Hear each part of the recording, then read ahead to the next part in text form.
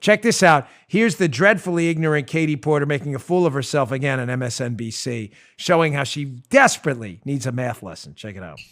It translates very directly, and we have research showing this, that when you raise the wage, when you give a low-income family more money, the first thing that they do is they buy more nutritious food, and they buy food. They stop going hungry at the end of the month or between paychecks. So this is going to directly translate into improved living conditions, the ability to pay rent, to keep a roof over your head, to reduce homelessness, to be able to put food on the table. That's what low-income families, minimum wage workers do when they get a hike in the raise. And when we hear people opposing the minimum wage, I think we have to call them out.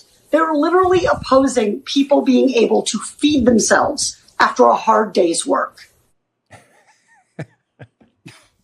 Joe, Yes. Notice the misuse again, which you know is my pet peeve of the word literally. If you oppose this, you literally want people to starve and die right there on the spot. No eating ever. No eating for you. Like the soup cat from the Seinfeld. No food for you. No food for you. Paula used to eat at that place. You know the soup guy? Did you ever? Yeah. No, you're ruining my thing. Yeah, she ate there. She's just lying. Thank you, she ate. I thought she did, seriously. She worked downtown. That guy was in Midtown. Shame on me. But she definitely ate there. So Katie Porter says, Joe, there's research. Armacost, there's research on this. There's research indicating, you didn't know this? Come on, what an idiot. No. You didn't know that if you oppose the $15 an hour minimum wage, one, you definitely want people to die of starvation, literally today. But there's research that it increases their quality of life. They get more nutritious food. They can put roofs over their heads. There's research about that. I must have missed that because I just went and put in a search engine. Very simple, Joe. Katie Porter is a member of Congress, correct? So I went to the Congressional Budget Office. Is that right? Is that right? You messing with it? Congressional. That is the Congressional Budget, correct? Okay. For those of you who think I'm messing with you, I will actually, because the liberal, especially liberal college kid in the dorm room, I will put the link to the Congressional Budget website report on my show notes today for the liberal college kid to read in case you think I'm making this up. So Katie Porter, grotesquely ignorant congresswoman, says there's definitely research about how much minimum wage improves the lot of people, prevents them from starving. Those Republicans want to rip food from their mouths.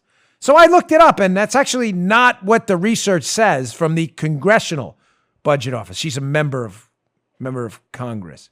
It's not the Dan Bongino Budget Office. This is from February 8th, 2021. I'm not really good about dates, but what's today's date? 26th. So, okay, not that long ago. The budgetary effects of the Raise the Wage Act of 2021.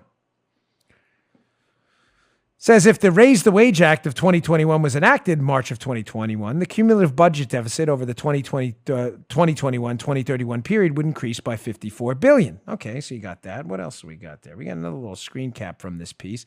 Let's see all this research they have here. Employment would be reduced. This can't be. Reduced. Am I reading, Joe? You're on this. I know your eyes are not as sharp as they were when you were, a young like Archer, from the Hunger Games and all. But that does say employment would be reduced, correct, by 1.4 million workers. It is, but it can't be because she told us research said that not only would employment go up, but people would be much better off. So employment would be reduced by 1.4 million workers or 0.9%, according to CBO's average estimate. But the number of, don't worry though, the number of people in poverty would be reduced by 0.9 million. So this is really crazy because again, simple math here, 1.4 million people have no job. Employment would be reduced while 900,000 people get a little bit of a raise. Katie's a math genius, right? Like, what am I getting wrong? Is there something I'm screwing up here? So you're talking about 500,000 more people who have no job. What are you laughing at? And you can't let her see the villain of the day. This is the greatest tease ever happening in live time. I have this story that is so funny. My only regret is I've seen it so many times that it's losing its funniness. Paula just saw it for the first time. She is dying laughing at it, but that's how funny the villain of the day is.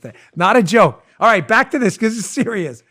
500,000 more people, according to Katie Porter's own CBO, will lose their job than will benefit at all from the minimum wage. But she's telling us, if you support, Joe, if you dare fight this. Wow, now you're all loud. Woo, boy. Man, eardrum buster right there. Now all of a sudden I can hear armor cuss.